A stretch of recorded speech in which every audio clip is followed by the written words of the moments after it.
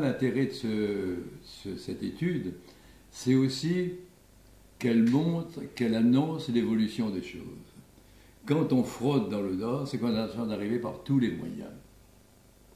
Et quand ça ne marche pas, eh bien les autres moyens sont ceux qu'on a utilisés également, qu'on dénonce, la violence contre les partisans de Gbagbo. Ah bah, de toute façon, clairement, on en discutait quand on s'était vu. Guillaume Soro déjà appelait à prendre les armes dès le début. Donc c'est quand même étonnant de vouloir prendre les armes pour arriver au pouvoir dans son propre pays, alors qu'on est censé pratiquer la démocratie. Je pense que l'évolution des événements, nous allons l'intervention des autorités françaises, l'ambition de M. Ouattara ont créé un abcès en Côte d'Ivoire, un abcès qui est purulent, qui va se répandre dans toute la région. Parce que, comment voulez-vous que les Ivoiriens considèrent que c'est un homme à eux, celui qui arrive dans le pays en disant aux Français « Venez tirer sur mes compatriotes pour que je m'assoie sur le trône » et qui ensuite ne désavoue pas ces hommes qui tuent des civils. Je vous dis, la simple mesure, ça s'appelle les arrêts de rigueur. Un officier est convaincu d'avoir fait quelque chose, avant de le juger, on le met, on l'immobilise. Or là, pas du tout. Parce que pourquoi? Ou bien la seule défense de M. Ouattara peut être de deux types. J'approuve. Bon, là c'est lui le coupable. Je couvre. Ou bien, je ne suis pour rien. Bon. Mais alors vous êtes un otage. Vous êtes un camouflage. Vous êtes l'otage d'une bande de sauvages, de bandits qui terrorisent les populations, d'assassins. Ce qui laisserait penser, un peu ce qui s'est passé, c'est l'attitude maintenant des exécutants qui demandent leur part de butin. C'est comme les expéditions d'autrefois où on donnait un quart d'heure, une demi-heure ou un jour aux troupes pour piller, faire tout ce qu'elles voulaient, prendre l'or, l'argent, les femmes, etc. C'était dans les mœurs de la guerre d'autrefois. Et alors on croit qu'on avait réglé les conditions de la guerre, des conflits, etc. Tout ça s'est balayé dans une situation comme celle de la Côte d'Ivoire. Tout ce qui s'est passé, c'est monstrueux. Et je trouve que, au fond, ces types qui se réclament leur part, ils signent l'entreprise. C'est intéressant de savoir ça. C'est même intéressant de le noter.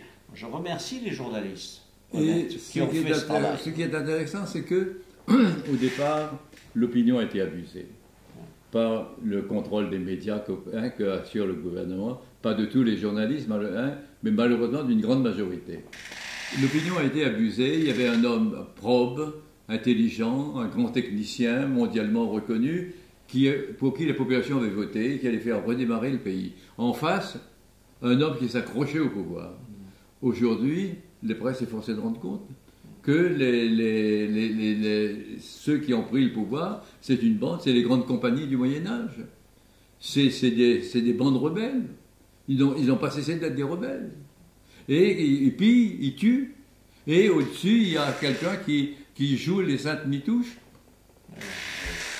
Là, on est dans un problème majeur, là, parce que quand on parlait il y a 2 mois et que vous étiez sur la voie de la diplomatie, on pouvait espérer encore une réconciliation, mais... À mon avis, maintenant les dés sont jetés, Oui.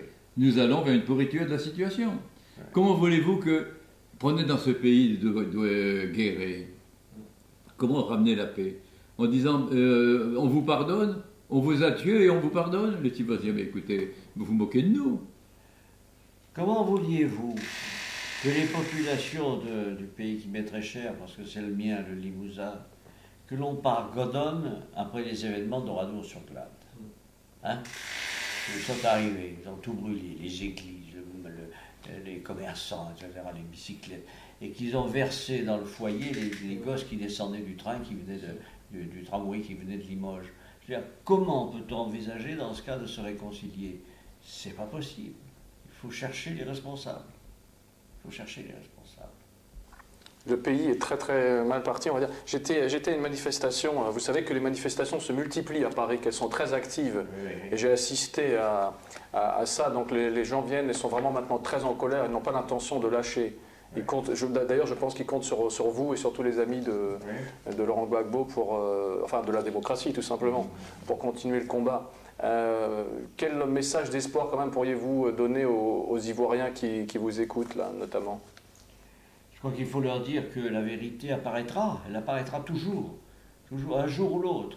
le plus tôt sera le mieux. Et nous allons nous y employer. Nous recevons demain des membres de la famille, nous étudions les problèmes, nous prenons des renseignements pour savoir comment les choses se sont passées. On ne parle pas à tort et à travers. Nous ne sommes pas des battleurs de foire, pas du tout. On va faire un travail sérieux et nous porterons à la connaissance de tout le monde ce que nous apprendrons. Voilà.